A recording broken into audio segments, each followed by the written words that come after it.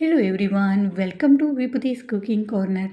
આજે આપણે બનાવીશું નામ સાંભળતા જ મોઢામાં પાણી આવી જાય તેવા ખૂબ જ ટેસ્ટી અને સ્પાઇસી વેજીટેબલ્સથી ભરપૂર ફરાળી મંચુરિયન બનાવીશું.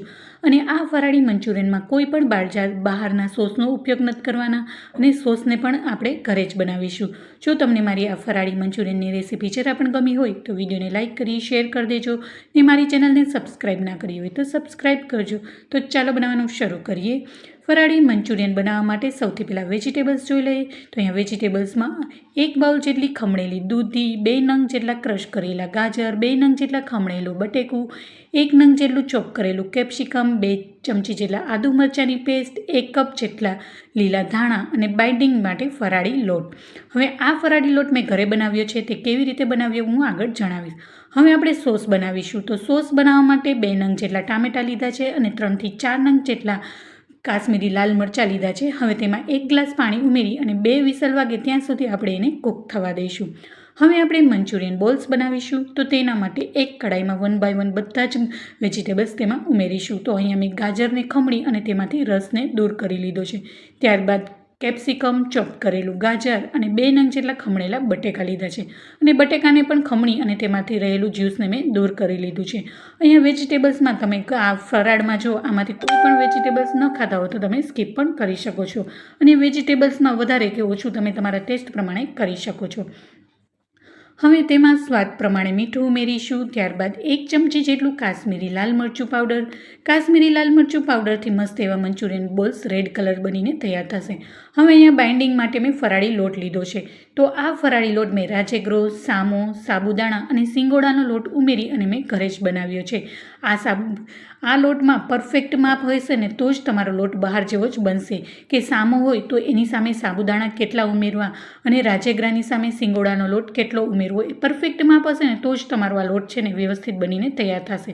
જો તમારે આ ફરાળી લોટની રેસીપી જોતી હોય ને તો કોમેન્ટ બોક્સમાં મને ફરાળી લોટ કરીને કમેન્ટ કરજો, એટલે હું ચોક્કસથી તમારી સાથે આ ફરાળી લોટની રેસીપી જરૂરથી શેર કરીશ.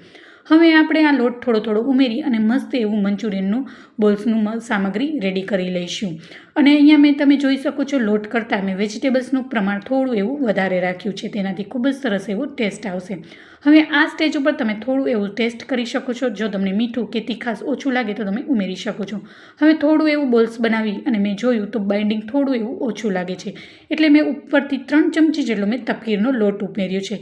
તપકીરની લોટની જગ્યાએ જે આપણે ફરાળી લોટ ઉમેર્યો તે પણ તમે ઉમેરી શકો છો. હવે તપકીરના લોટ ઉમેરી ગયા બાદ સારી રીતના હાથની મદદથી મિક્સ કરી લઈશું. અને આપણે આ મંચુરિયન બોલ્સ છે એકદમ વેજીટેબલ્સથી ભરપૂર અને ખૂબ જ પોચા અને સોફ્ટ બનીને તૈયાર થશે. હવે સારી રીતના મિક્સ થઈ ગયું. હવે આપણે મીડિયમ સાઇઝના મંચુરિયન બોલ્સ બનાવી લઈશું. અહીંયા મંચુરિયન બોલ્સ તમારે નાના કે મોટા જ તમને અનુકૂળ આવે તે રીતે કરી શકો. તો આવી જ રીતના બધા જ મંચુરિયન બોલ્સને હું બનાવી લઈશ.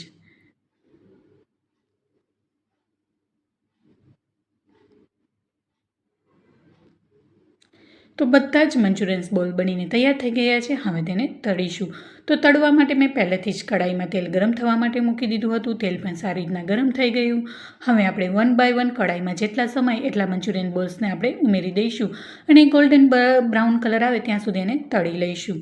તો છે ને ખૂબ જ સરળ આ ફરાળી મંચુરિયન રેસીપી ઘરે બનાવવું. તો આ રેસીપીને તમારા ફેમિલી અને ગ્રુપમાં 10 લોકોને શેર કરજો, જેથી એ લોકો પણ આ ફરાળી મંચુરિયનને બનાવી શકે. ઘરમાં નાનાથી લઈ મોટા બધાને બહુ જ ભાવશે. અને જો આવા ફરાળી મંચુરિયન મળી જાય તો બીજું કાંઈ ન જોઈએ. જો તમે ફરાળી સૂકી ભાજી, સાબુદાણાની ખીચડી કે પછી સામાની ખીચડી ખાઈને બોરિંગ થઈ ગયા હો તો ચોક્કસથી આ વેજીટેબલ્સથી ભરપૂર ગ્રેવીવાળા મંચુરિયનની રેસીપીને ટ્રાય કરવા જેવી છે. તો મારા કહેવાથી ચોક્કસ એકવાર તો જરૂરથી બનાવજો. ખૂબ જ સરસ બનીને તૈયાર થાય છે અને એકદમ સોફ્ટ બનીને તૈયાર થાય છે. હવે તમે જોઈ શકો છો આપણે મંચુરિયન બોલ્સ છે એ ગોલ્ડન બ્રાઉન કલર આવી ગયો છે અને મસ્ત એવા તળાઈ ગયા છે. હવે આપણે આ મંચુરિયન બોલ્સને આવી રીતના તેલ બધું જ નિતારી અને એક પ્લેટમાં કાઢી લઈશું.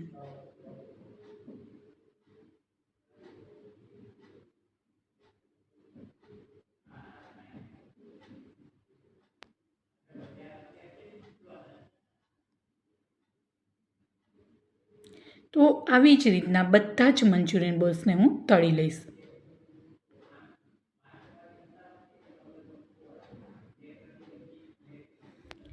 તો બધા જ મંચુરિયન બોલ્સ છે એ તળાઈ ગયા છે. તમે જોઈ શકો છો મસ્ત એવા. તમને લાગશે પણ નહીં કે આ ફરાળી છે. દેખાવમાં પણ એટલા સરસ થયા છે અને ટેસ્ટમાં બી બેસ્ટ બનીને તૈયાર થઈ ગયા છે. હવે જે આપણે ટમેટાં અને કાશ્મીરી લાલ મરચાંને કૂક કર્યા હતા તેને ઠંડુ કરી અને મેં મિક્સર જારમાં મસ્ત એવો સોસ બનાવી લીધો છે. તેનાથી જ આપણે આ ફરાળી મંચુરિયન છે એકદમ સ્પાઇસી અને ફ્લેવરફુલ બનીને તૈયાર થશે. હવે એક કઢાઈમાં મેં 3 થી 4 ટેબલસ્પૂન જેટલું તેલ લીધું છે. તેલને આવી રીતના ઉપરથી કઢાઈમાં રેડીશું એટલે ચારે સાઈડ તેલ હશે એટલે આપણે ચીપકશે નહીં અને આપણે સરસ એવું બનીને તૈયાર થશે. હવે આપણે થોડું એવું તેલને સારી રીતના ગરમ થવા દઈશું. હવે તેલ ગરમ થઈ ગયું. હવે આપણે અહીંયા વેજીટેબલ્સ ઉમેરીશું. તો અહીંયા સૌથી પહેલાં અડધા નંગ જેટલું ગાજરને આવી રીતના લાંબી સ્લાઇસમાં મેં કટ કરીને રાખ્યું છે તેને ઉમેરી દઈશું. અને ત્યારબાદ 1 નંગ જેટલું તીખું લીલું મરચું લીધું છે. અહીંયા જો તીખું ન ખાવું હોય તો તમે મીડિયમ તીખાસવાળું તીખું મરચું પણ લઈ શકો છો. હવે એને 1 થી 2 મિનિટ માટે ચમચાની મદદથી સાતળી લઈશું. હવે સતળાઈ ગયા બાદ અહીંયા મેં અડધા કપ જેટલા લાંબી સ્લાઇસમાં કટ કરેલું કેપ્સિકમ લીધું છે. હવે તેને પણ ચમચાથી મિક્સ કરી લઈશું. અને ગાજર અને કેપ્સિકમ જલ્દી સારી રીતના થોડા એવા સોફ્ટ થઈ જાય તેના માટે મેં 2 ચપટી જેટલું મીઠું ઉમેર્યું છે. મીઠું ઉમેરી ગેસની હાઈ ફ્લેમ પર એને 1 થી 2 મિનિટ માટે સારી રીતના સોતે કરી લઈશું.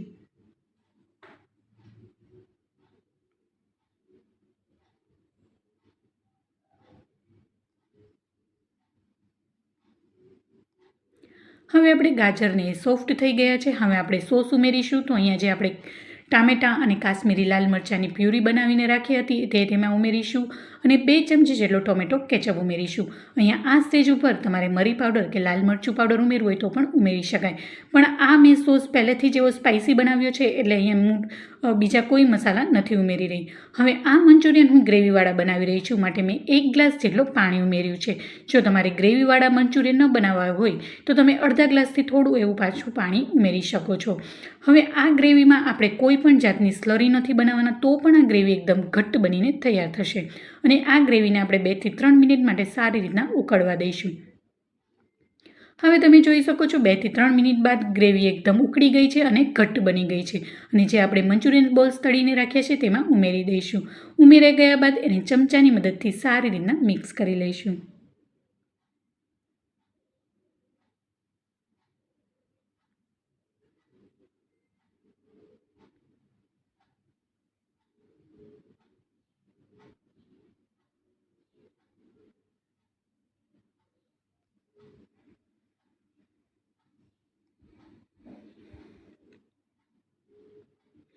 હવે ઉપરથી ફ્રેશ લીલા ધાણા ઉમેરીશું. અહીંયા જો તમે ફરાળમાં આવી રીતના મંચુરિયનમાં વિનેગર ઉમેરવું હોય તો તમે વિનેગર પણ ઉમેરી શકો છો. પણ અહીંયા વિનેગરની જગ્યાએ હું લીંબુનો રસ ઉમેરી દઈશ. તો જોતાં જ ખાવાનું મન થઈ જાય એવા વેજીટેબલ્સથી ભરપૂર ફરાળી મંચુરિયન બનીને તૈયાર છે. હવે તેને સર્વિંગ કરીશું. તો મસ્ત એવા ગરમા ગરમ વેજીટેબલ્સથી ભરપૂર ગ્રેવીવાળા ફરાળી મંચુરિયન બનીને તૈયાર છે. હવે ઉપરથી ગાર્નિશિંગ કરીશું ફ્રેશ લીલા ધાણાથી. તો તમે જોઈ શકો છો એકદમ સોફ્ટ. તો ખાતા જ તમે જેટલા ખાશો ને એટલા તમારું પેટ જ નહીં ભરાય. તમારું એટલા ટેસ્ટી બનીને તે તૈયાર થાય છે. એમ થાય કે ખાધા જ રાખીએ. એમાં પણ આપણે સોસ પણ ઘરે બનાવ્યો છે તેનાથી તો ખૂબ જ સરસ એવો ટેસ્ટ બનીને તૈયાર થાય છે. તો કેવી લાગે આજની મારી ફરાળી મંચુરિયનની રેસીપી મને કોમેન્ટ બોક્સમાં જરૂરથી જણાવજો. અને જો તમને મારી આ રેસીપી ગમી હોય તો વિડીયોને લાઇક કરી તમારા ફ્રેન્ડ્સ એન્ડ ફેમિલીમાં આ ફરાળી મંચુરિયનની રેસીપીમાં વધુમાં વધુ શેર કરજો. ને મારી ચેનલને સબસ્ક્રાઈબ ના કરી હોય તો પ્લીઝ સબસ્ક્રાઈબ કરજો. ને આવી જ નવી રેસીપી માટે બાજુમાં આવેલું બેલ આઇકન બટનને પ્રેસ કરજો જેથી આવનારી નવી રેસીપીના નોટિફિકેશન તમારા સુધી મળી રહે. ફરી મળીશું એક નવી જ રેસીપી સાથે.